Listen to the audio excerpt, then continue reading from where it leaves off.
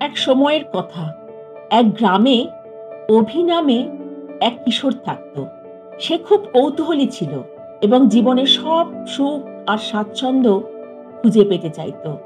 একদিন অভি শুনল যে গ্রামের সবচেয়ে উঁচু পাহাড়ের চূড়ায় এক জ্ঞানী গুরু থাকেন, যিনি জীবনের গভীর রহস্য বোঝাতে পারেন। অভি স্থির করল গুরুর কাছ থেকে শিখবে। অনেক কষ্ট করে সে পাহাড়ের চূড়ায় পৌঁছালো এবং গুরুর আশ্রয়ে গিয়ে উপস্থিত হলো।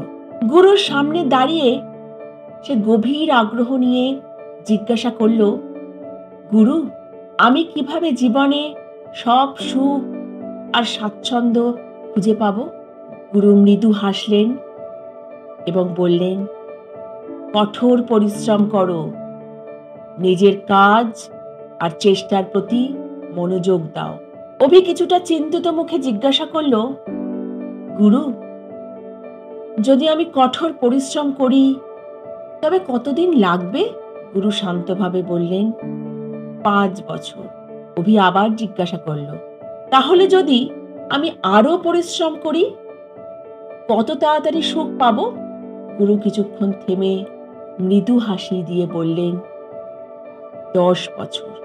অভি এবার আরো সিরিয়াস হয়ে বলল, গুরু, যদি আমি নিজেকে পুরোপুরি উৎসর্গ করি, আরো কঠোর পরিশ্রম করি, তবে কতদিন লাগবে? গুরু গভীরভাবে তাকিয়ে বললেন, 20 বছর।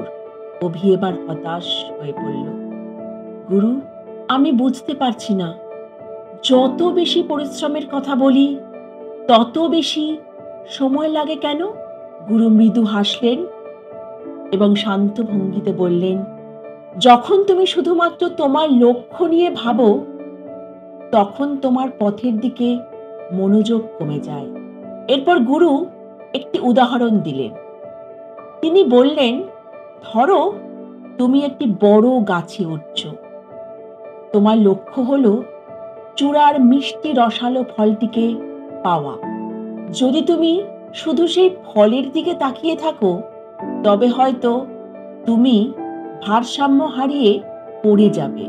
কিন্তু যদি তুমি প্রতিটি ধাপের দিকে মনোযোগ দাও, তোমার হাত কোথায় রাখছো, পা কোথায় ফেলছো, তাহলে তুমি ধীরে ধীরে চূড়ায় পৌঁছে যাবে। গাছের খসখসে বাকল অনুভব করো, বাতাসের স্নিগ্ধতা টের পাও আর প্রতিটি ধাপকে উপভোগ করো। গুরু আবার বললেন, জীবনও এই গাছে ওঠার মতো। যদি তুমি শুধুই শেষের ফল নিয়ে ভাবো তাহলে তোমার পথের সৌন্দর্য ও শিক্ষা হারাবে।